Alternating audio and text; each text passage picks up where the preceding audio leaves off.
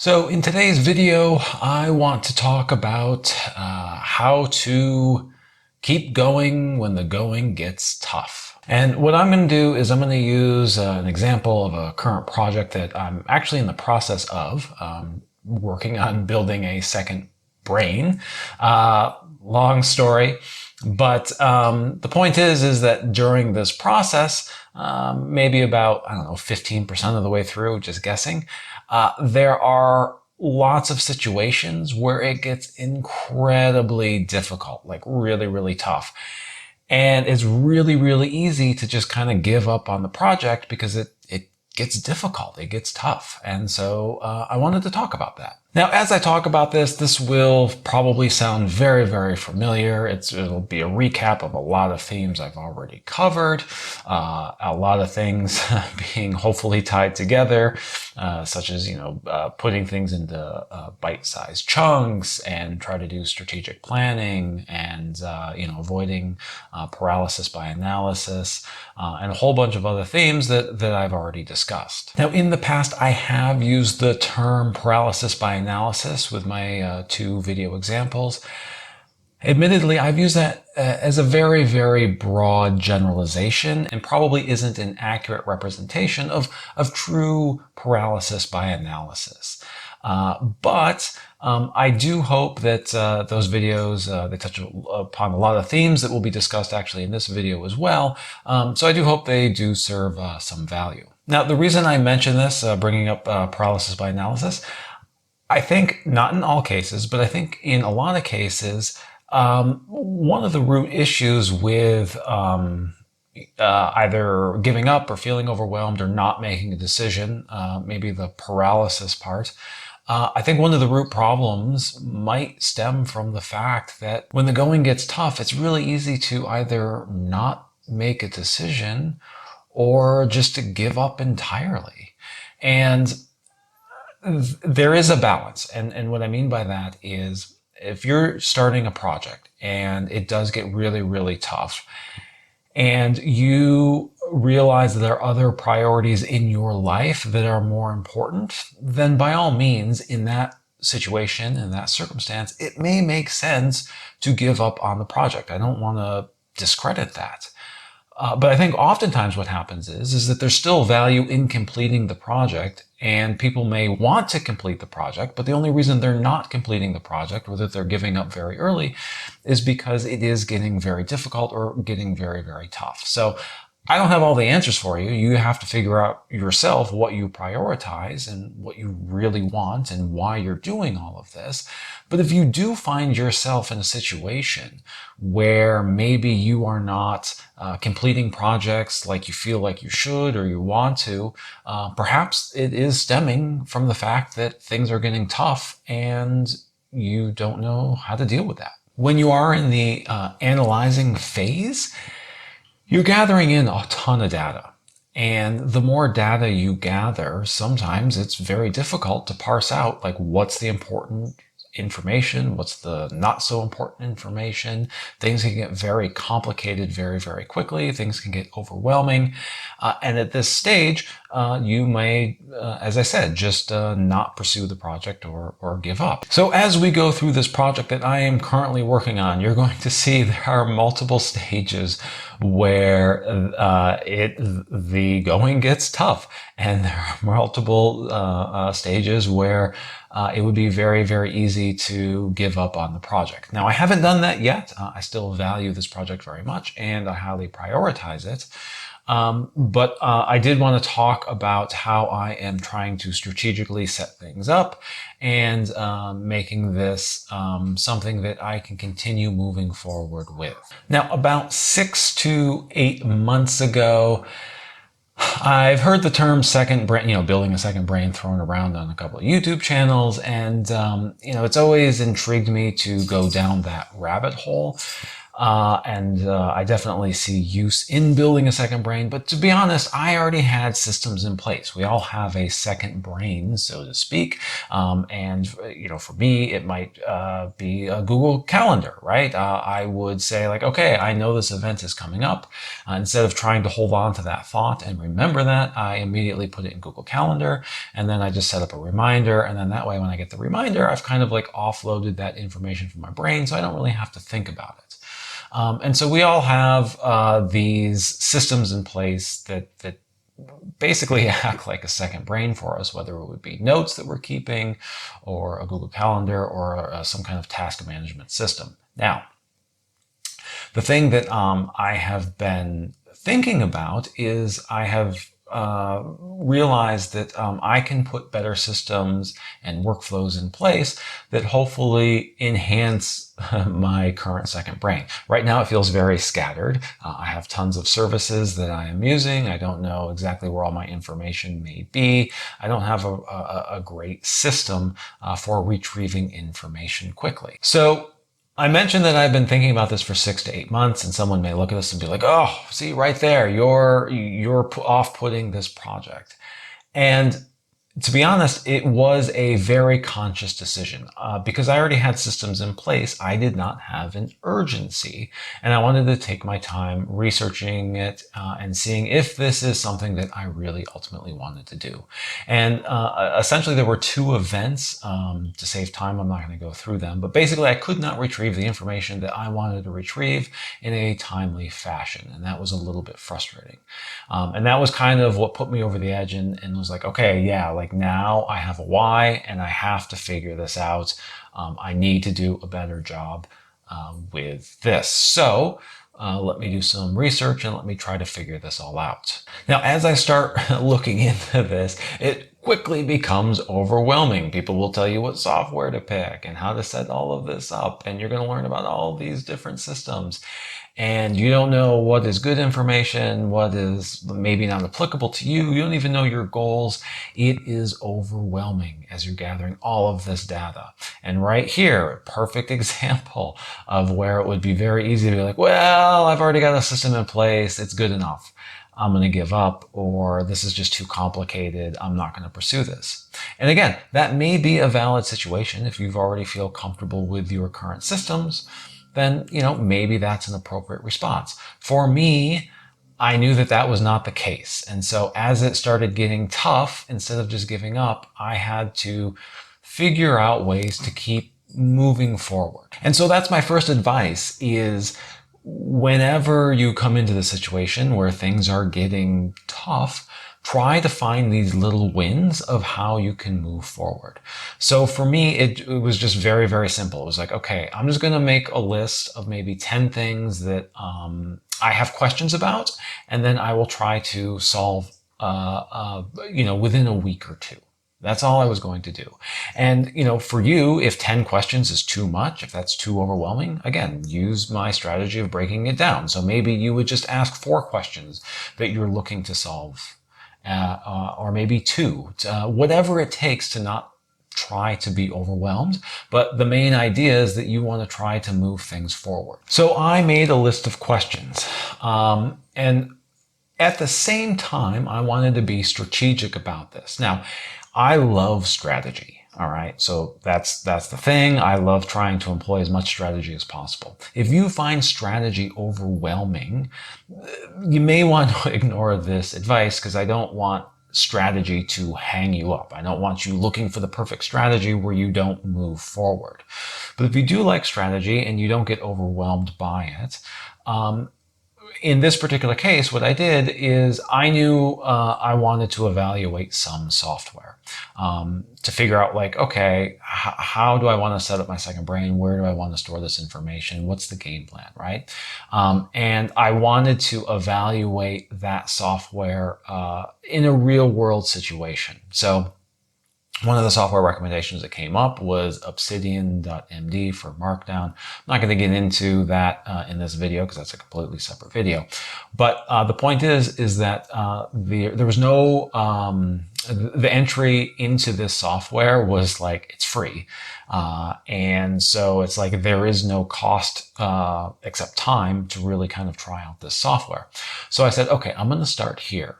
I'm going to use Obsidian. And what I'm going to do is all the questions and notes I have for my Second Brain project, I'm just going to store randomly in the software. One, so I get to know the software. And two, I can see if I want to use the software going forward. So I thought this was a great strategy that I was employing to move the project forward, but also test out the software. Because one of the questions I had was, what software would I want to use? So I made a list of questions, and I'm slowly going through it. I'm slowly thinking. It's taking some time, and again, I'm breaking things down into bite-sized chunks. I'm trying to move forward with my questions, and one of the things that I realized I just could not solve right away was, and I'm still trying to, I think I've got it mostly solved now, but things that were hanging me up is, what file structure system did I want to use as I start researching this? There's the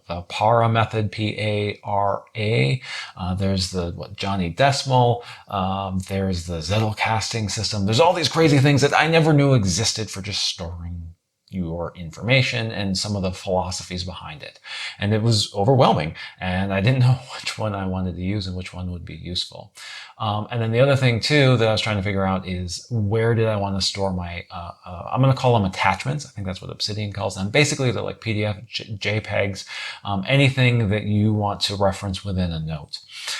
And so these were like two main things that I'm still working out, but instead of, again, this is a perfect example of where it's like, oh man, I don't know. This is very, very overwhelming. I don't know how I want to move forward. I don't know what the answer to these questions are. I still don't know what they are yet. But again, this would be a perfect opportunity where it's like, oh man, it's getting too tough, too complicated. Just forget it. What I'm currently doing is I guess that's just fine.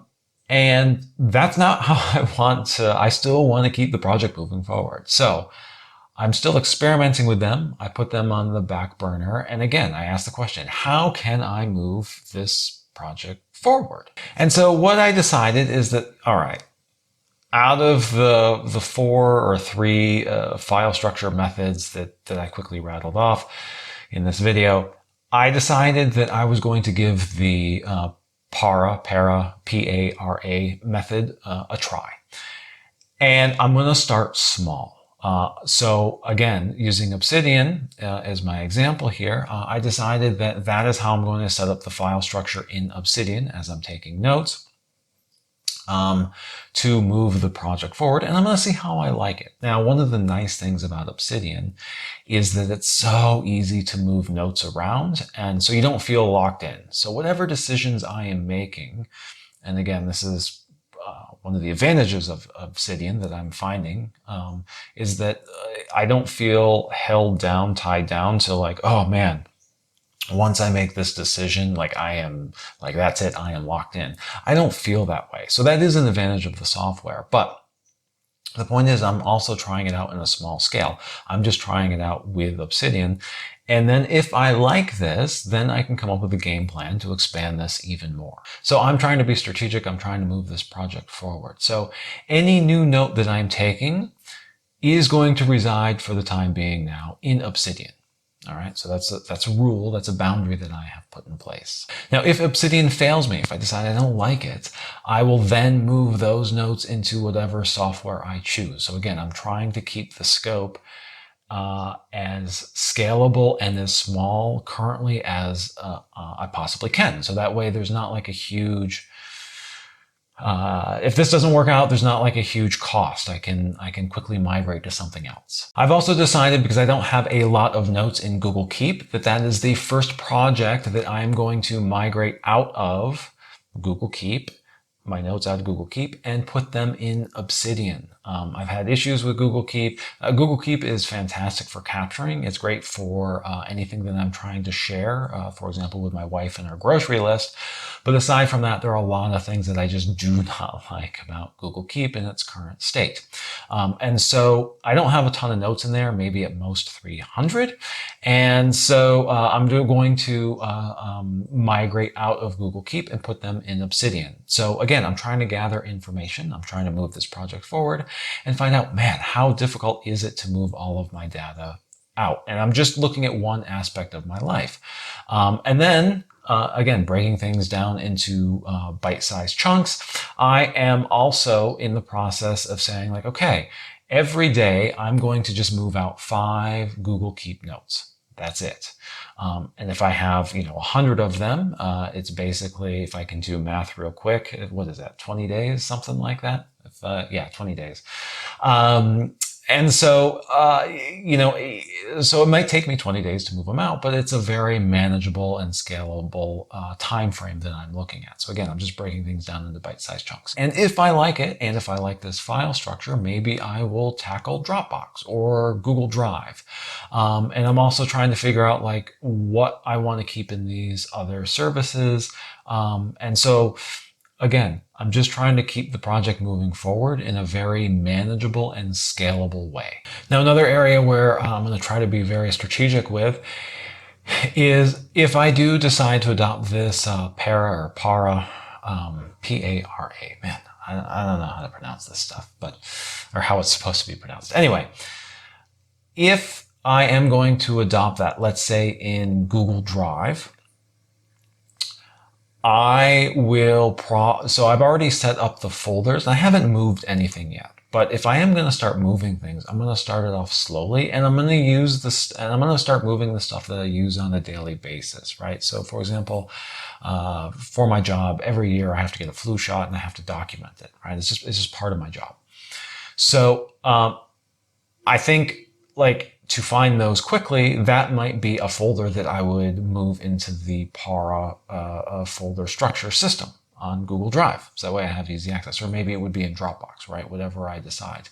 But what I'm going to do is I'm going to try to, as I slowly adopt this, I am going to move the notes and files that I use most as quickly as possible. So that is how I'm going to tackle this whole migration thing. It's stuff that I use on a daily basis, like my video scripts that I'm writing. I am always writing to them and getting ideas and stuff. I should probably move those to Obsidian first. So if I decide that I'm going to move my Google documents, or some of them, into Obsidian, that would probably be the first area that I would move in. So again, I'm trying to be strategic about it. Okay, so to sum all of this up, because I've been rambling on, as you can see, there are many, many steps involved with a project of this magnitude. It's very, very easy to see where things are going to get tough.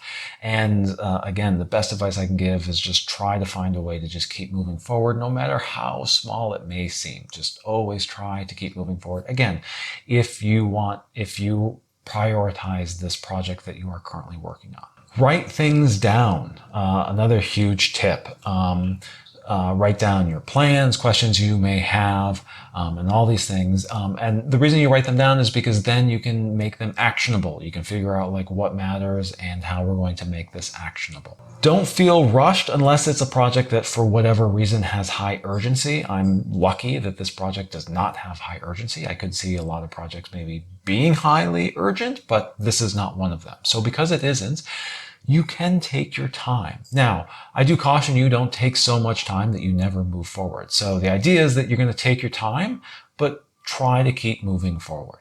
If you're able to, and it's not overwhelming, try to put some thought and strategy behind it. If the strategy part does start overwhelming you, then start very, very small with your strategy. And try not to overanalyze your strategy. I know that can sometimes be very, very difficult.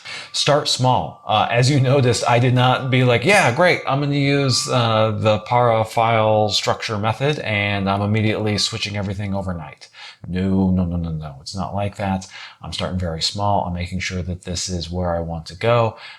And I'm slowly working my new file structure into this system. And I should also mention, as I am doing all of this, and a lot of inspiration that I'm getting from this is reading the book, How to Build the Second Brain. So I already had some knowledge on this, but I am reading this book in parallel. And so the beauty about that is as I am building this up, I can put those ideas into practice and figure out what's working and what is not working. I'm not endorsing the book. I'm just explaining that during this particular project, instead of I already had enough basic knowledge to start the project without the book, but I wanted more information as I am building this out. So instead of like reading the book first, I decided to do this in parallel.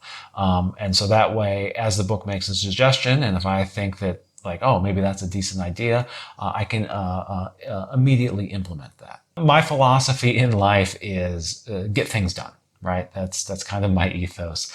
And so, I want to put strategies in place to try to get things done. But at the end of the day, I recognize like the best thing you can do to move forward is you got to put in the work. You just got to get things done. So anyway, this video's gone on way too long, so I'm going to end it here. Hopefully you found this helpful, and hopefully this will help you get through things that are tough. And so when the going gets tough, this is kind of my strategy. And if I think of other strategies along the way that I use when things are getting tough, I will certainly either update this video or do another video with some of my insights. But that's all I have for now. So as always, I hope you found this video helpful, and yeah, thanks for watching.